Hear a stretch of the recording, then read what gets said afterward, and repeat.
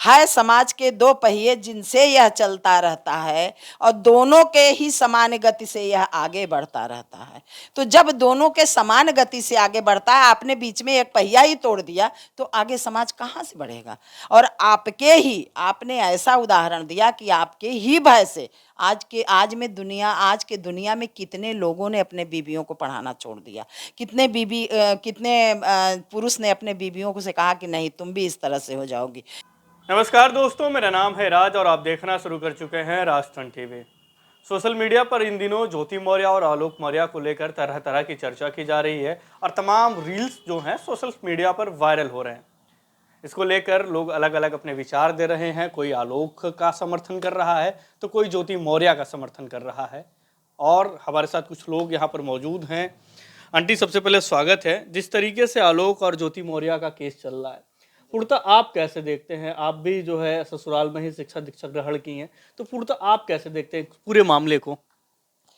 पूरे मामले को देखते हुए तो हम ये सोचते हैं भाई, इसमें गलती तो ज़्यादातर गलती इसमें ज्योति मौर्य की ही है। क्योंकि देखिए, हुनर किसके अंदर नहीं रहता है, सभी लोगों के अंदर रहता है। लेकिन तो गाइडलाइन देने वाला जो होता है वही सबसे बड़ा होता है। हमको हमारे अंदर सब कुछ पढ़ाई भरी हुई है, कोई हमको हमारे अंदर पढ़ाई नहीं डालता है। लेकिन अगर गुरु ना मिले तो हम पढ़ाई कैसे जारी करें, ये बताइए। तो अगर आज गुरु उनको मिले, आज आलोक मौर्य अगर उनको न मिले होते तो वो आगे की पढ़ाई कैसे जारी रखती। उनके अंदर लाख वो ब्रिलियंट थी, लेकिन जब वो घर के अंदर चूल्ही चौका करती तो वो कौन सी पढ़ाई कर सकती थी। तो इसमें बताइए कि इसमें आलोक मौर्य का पूरा पूरा हाथ है। अगर आलोक मौर्य न चाहते तो आज वो एसडीएम की कुर्सी पर न बैठती। अगर उनके अंदर बहुत ही ज़्यादा जो है उनके अंदर शिक्षा दीक्षा थी तो वो अपने मैके में ही रहकर अपने माँ बाप से क्यों नहीं कही कि आप मुझे पढ़ाइए लिखाइए, मैं एसडीएम बनूंगी। अगर कॉन्फिडेंस था तो वो अपने घर पे ही कहना चाहिए था कि मैं एसडीएम बन जाऊंगी, आप मुझे पढ़ाओ लिखाओ, मेरी शादी मत करो। तो जब उनके अंदर कॉन्फिडेंस तो था नहीं, कोई इस चीज़ को तो जानता नहीं था, क्योंकि उनके मैके में उनको गाइडलाइन मिला नहीं। उनके माँ बाप इतना उनके लिए करना नहीं चाहते थे, इसलिए उन्होंने शादी ब्याह करके अपनी छुट्टी पा ली। अगर शादी ब्याह करने के बाद उनके परिवार में अगर आलोक मौर्य जी नहीं चाहते, या उनके परिवार में उनके ससुर उनके जेठ अगर न चाहते कि हमारी बहू पढ़े, तो आज एसडीएम के पद पर ज्योति मौर्य न रहती। इसलिए उनके घर में पूरा पूरा सहयोग आलोक मौर्य का है। आज उन्होंने जो धोखाधड़ी आलोक मौर्य के साथ की है ये बहुत ही गलत है। और रही बात एसडीएम की, तो आज अगर वो सफाई कर्मी छोड़कर एसडीएम हो गई हैं तो आज वो सफाई कर्मी को तलाक दे रही हैं, तो क्या कल वो मनीष दुबे को तलाक नहीं दे सकती हैं? जब जो आदमी एक आदमी की शिकायत कर सकता है, उसको आप ये जान लीजिए, पुरानी कहावत है कि अगर आज तुम दूसरे की शिकायत कर रही हो तो कल मेरी भी शिकायत अगले से करोगी। तो इसलिए आज वो अलग अगर आलोक मौर्य को तलाक दे देती हैं तो बहुत अच्छी बात है, वो अपनी ज़िंदगी जिए। लेकिन मनीष दुबे ये समझ लें कि आज आलोक को दिया गया है तो कल मनीष को भी दिया जाएगा।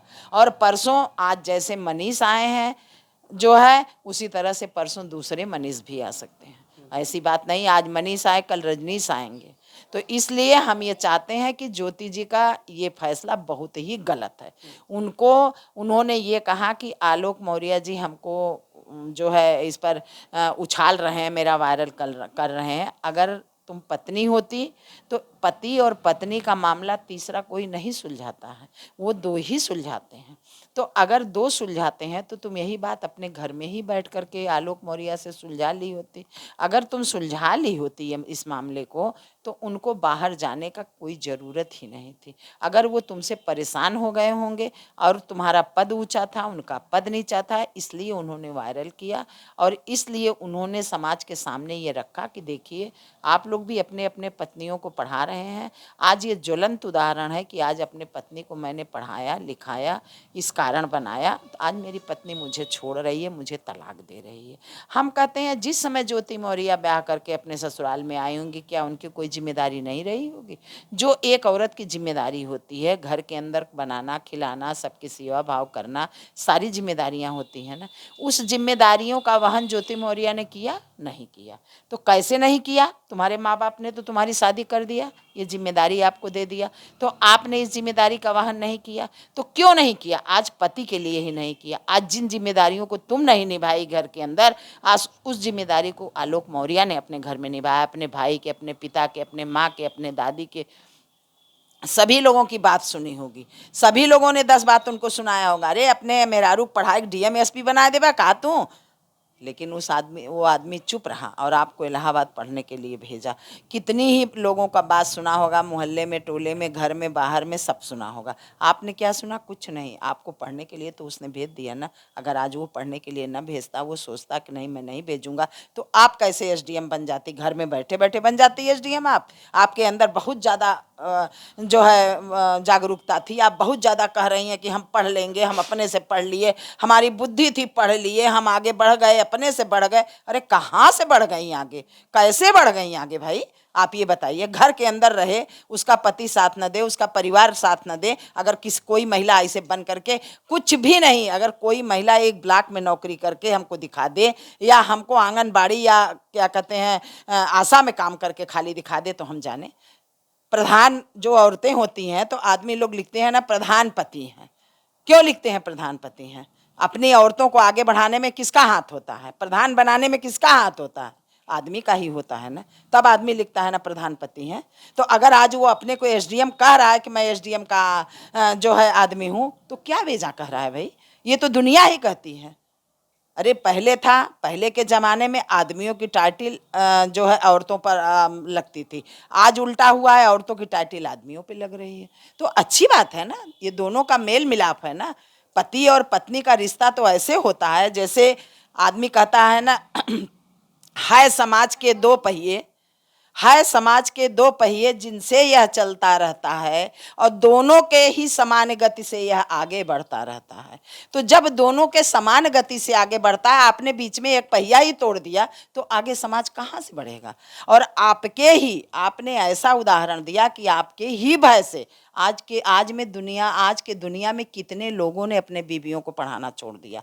कितने पुरुष ने अपने बीवियों को से कहा कि नहीं तुम भी इस तरह से हो जाओगी, तुम भी इस तरह से हो जाओगी। तो ये बताइए कि आज ज्योति मौर्य गलत नहीं है? इतने लड़कियों की, इतने औरतों की, सबका भविष्य कौन खराब किया? आलोक मौर्य खराब किए?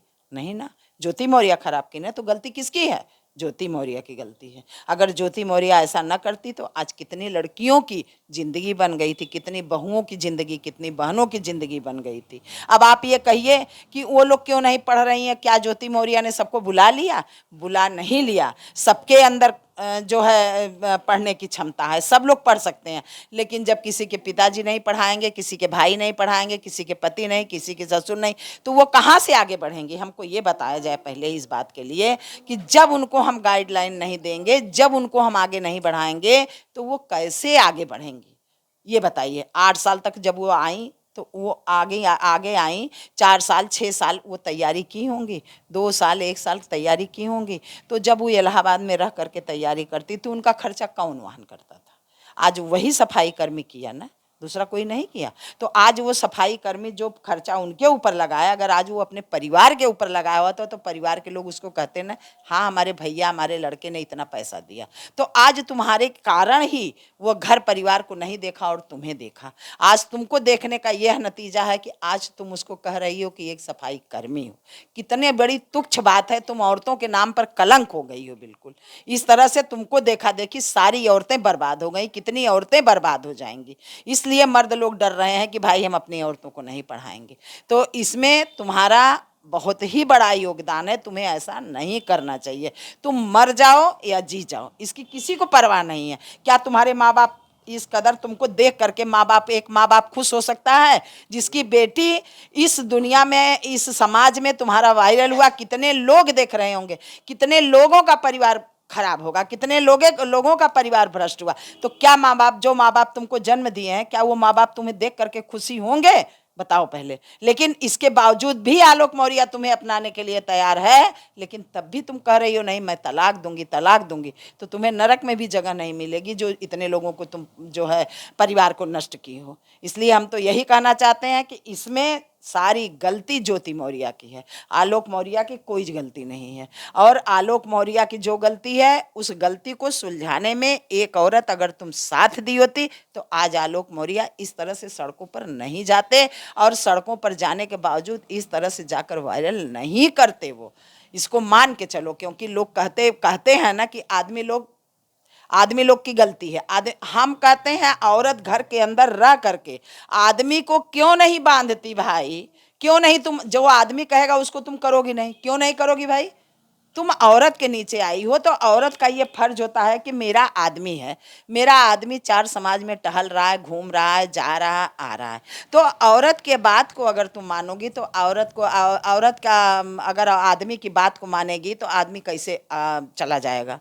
पहले ये बताओ। घर से ही अनबन शुरू होती है। जब घर में परिवार में अनबन ना हो तो बाहर अनबन ना हो। तो आज अगर घर के अंदर ही ये मामला सलट गया होता तो ज्योति मौर्य, आलोक मौर्य ये बात को बाहर ना फैलाते।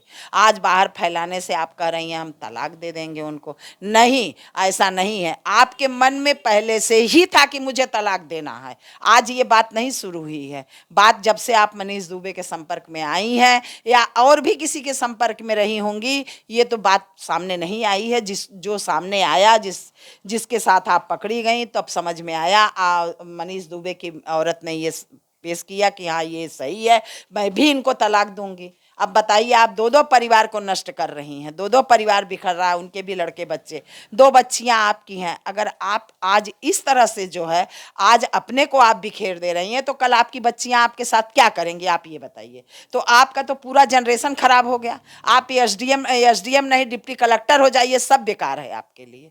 आपके लिए तो इस समय में इतनी महिलाओं को बैठाना या इतनी महिलाओं के घर के अंदर रखना, उनकी पढ़ाई छुड़ाना, उनको अंदर रखना, ये सब आपके लिए बहुत ही बड़ा काम जो है कि आप इतना गंदा काम कर दी हैं कि आप किसी भी तरह से आपको एसडीएम कहने में मुझे शर्म आ रही कि जो पढ़ लिख कर इतना बड़ा आदमी बने, जो पढ़ लिख करके इतनी बुद्धि ज्ञान को प्राप्त करे और वो इस तरह से काम करे। इसलिए हम तो पूरी तरह से ज्योति मौर्य को ही गलत कहेंगे। आप लोगों के समय में जब आप लोगों को पढ़ाया जाता था ससुराल में, उस वक्त नहीं इस तरीके की कोई घटनाएं आती थी सामने? नहीं नहीं, जब हम लोग थे हम लोग भी ससुराल में ही आके पढ़े उस समय। आज के युग में तो शादी ब्याह आदमी का जो है 30 साल में हो रहा है, 25 साल में हो रहा है, 35 साल में हो रहा है। सारी पढ़ाई मायके में ही लड़कियां पूरी कर ले रही हैं, तब ससुराल जा रही हैं जो है। और ससुराल में भी जाने के बाद जो है वहाँ उनका अगर परिवार सही है, उनको शिक्षा दीक्षा मिली तो वहाँ से भी औरतें कर रही हैं। लेकिन हम लोगों के समय में तो हम लोग भी पढ़ाई लिखाई करते थे और पढ़े लिखे थे, लेकिन ऐसी हम लोग के समय में ऐसी बात नहीं होती थी। हम लोग के माँ बाप जो है हम लोग के ये कहते थे कि बेटा तुम लोग अपने ससुराल में जाना, अपने घर में अपने बड़ों का सम्मान करना। सारा काम करते हुए भी नौकरी करती थी महिलाएं, लेकिन कभी भी किसी को अपशब्द नहीं बोलती थी और कभी भी कोई किसी चीज़ को कहने के बाद कभी ये नहीं कहती थी नहीं ये नहीं करेंगे। आज की औरतें तो जो नौकरी कर रही हैं और निकल गई सुबह, चाहे घर में कोई खाए पिए करे धरे, लड़के बच्चे जो है वो देखे, हमें नहीं देखना है। बच्चे तुम्हारे हैं घर में, जो बड़े बड़े हैं, जिठान है, सास है, ननद है, वो बच्चे देखे तुम्हारे, तुम नहीं देखोगी। क्यों? क्योंकि तुम कमा रही हो। तो यही मानसिकता जो गलत हो गई है, इसी वजह से आज समाज विघटित हो रहा है। हम लोगों के समय में ऐसा था कि हम लोग सारा काम धाम करके अपने बच्चों को देख करके सुन करके तब हम लोग जाते थे। और कभी भी अगर पति कह दिया आज नहीं जाना है तो नहीं जाना है, चाहे पेमेंट कट जाए, चाहे कुछ भी हो जाए, क्योंकि देखना पति को ही है, निकलना पति को ही है, जाना पति को ही है। तो इस वजह से उस समय जो है हम लोग पति हो चाहे घर के बड़े कोई हो, ससुर हो, देवर हो, हम लोग कभी किसी के बात को नहीं टालते थे। इसी से हम लोग के बच्चे, हम लोग के जनरेशन जो है वो आगे बढ़ा और हम लोग का जनरेशन जो है वो कायदे से रहा। लेकिन अब आज के युग में जो बहुएं आ रही हैं, आजकल लड़कियां जा रही हैं, वो अपना जनरेशन खराब करें। वो उन लोग के जनरेशन में यही बात आ रही है जैसे कि पढ़ लिख करके वो बन गई, कहीं नौकरी चाकरी करने लगी तो वो सोचती हैं आदमी मेरे नीचे रहे। वो आदमी को नीचे दिखाना चाहती हैं कि आदमी नीचे है। तो आदमी जब नीचे है तो आदमी नीचे नहीं रहेगा, नहीं रहना चाहिए आदमियों को नीचे। इसलिए नहीं रहना चाहिए कि भाई अब औरतें जो हैं वो पढ़ लिख रही हैं, आदमी के बराबर आप पढ़ लिख रही हैं, आदमी का दर्जा आपको दिया जा रहा है, तो इसीलिए दर्जा दिया जा रहा है कि आप अपने घर को बिगटन की तरफ ले जाएं। आदमी पढ़ लिख के नौकरी करता था, जिसकी औरतें नहीं पढ़ी लिखी रहती थी, अंगूठा टेक रहती थी, तो क्या वो आदमी औरत को छोड़ देता था? ये वो आदमी इस तरह से सलूक करता था उस औरत के साथ? नहीं, हम लोग के समय में ऐसा नहीं था।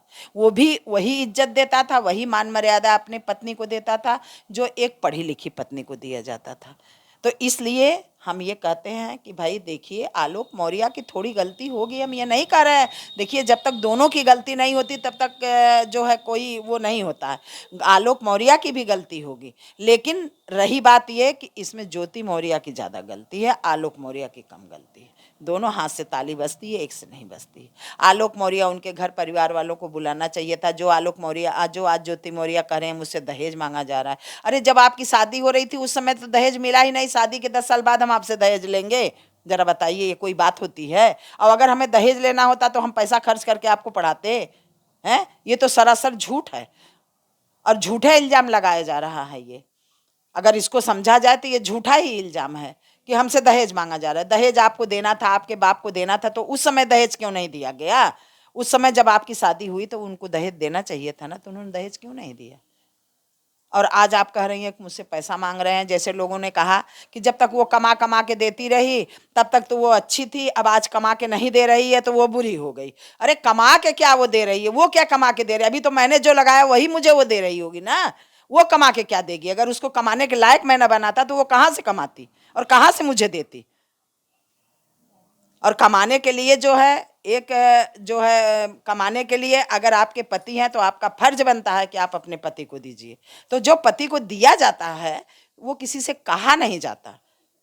और जो ये कह रही हैं कि मैंने दिया कमा करके उनको, तब उन्होंने किसी से नहीं कहा मैं आज नहीं दे रही हूँ, तो वो कह रहे हैं क्यों नहीं दे रही हो भाई?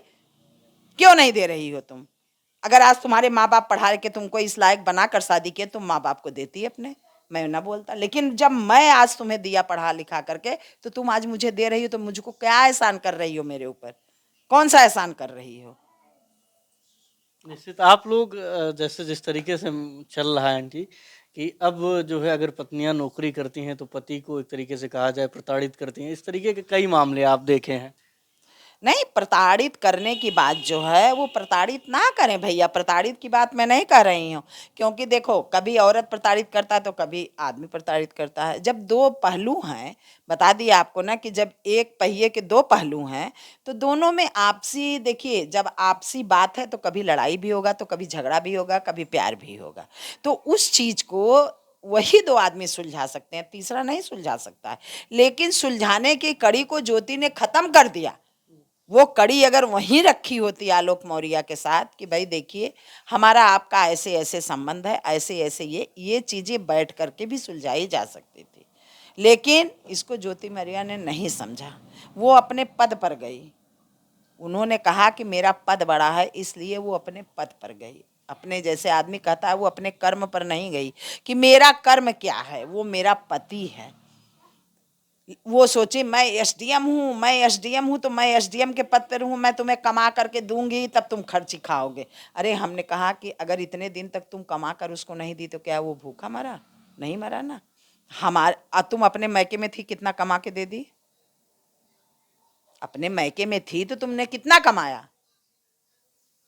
और आज ससुराल में आ गई तो आज वो तुम्हें पढ़ा लिखा करके इस योग्य बनाया, तो आज तुम उसे दे रही हो तो कह रही हो मैं कमा कर तुम्हें दी। अरे अभी तो जो उसने कमाई लगाया अभी तो तुम वही दे रही हो ना। 12 साल तुम्हारे शादी हो गया, 12 साल से तुम एसडीएम नहीं ना हो। अरे 2 4 6 साल से एसडीएम हुई होगी ना। उसका त्याग जो था, उसका पैसा जो था वो कहाँ चला गया? बूढ़े ससुर तुम्हारे इतना पैसा लगाए, तुम्हारे घर में तुम्हारे आदमी ने लगाया, तुम्हारे घर परिवार ने लगाया होगा, है तुम्हारा सब तरह से आर्थिक आर्थिक मदद किया, सामाजिक मदद किया, तुम्हारे बच्चों को पाला पोसा। तो इस तरह से उन लोगों ने इतना काम तुम्हारे लिए किया और उन सारे कामों को निगलेक्ट करके तुम कह रहे हो मेरे साथ किसी ने कुछ किया ही नहीं, मैं आलोक मौर्य से तलाक लेना चाहती हूँ। तो ठीक है, आलोक मौर्य से तलाक ले लोगी तो क्या आलोक मौर्य को दूसरी बीवी नहीं मिलेगी क्या? हम कहते हैं नाम से पेट नहीं भरता, काम से पेट भरता है।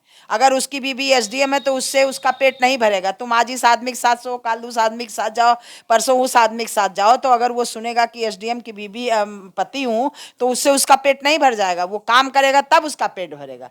तो अगर तुम्हारा नाम से पेट भर रहा है, तुम नाम करो भाई अपना जा करके। लेकिन नहीं, नाम कर रही हो तुम, अपने साथ साथ सारी स्त्रियों को बदनाम कर रही हो। इसलिए हम तुमसे ये चाहते हैं, हम तो आलोक मौर्य से ये चाहते हैं, भैया तुम उनसे तलाक ले ही लो। अगर वो नहीं भी देना चाहती हैं या देना चाहती हैं, सहर्ष तक तलाक ले लो, और सब माजरा तुम्हारे समझ में आ जाएगा। और ज़्यादा नहीं, 2 साल 4 साल के बाद देखना ज्योति मौर्य का क्या हाल होता है। दुनिया में, समाज में पहले भी जो औरतें ऐसा की हैं, उनकी जो गति हुई है वही ज्योति मौर्य की भी होगी। निश्चित।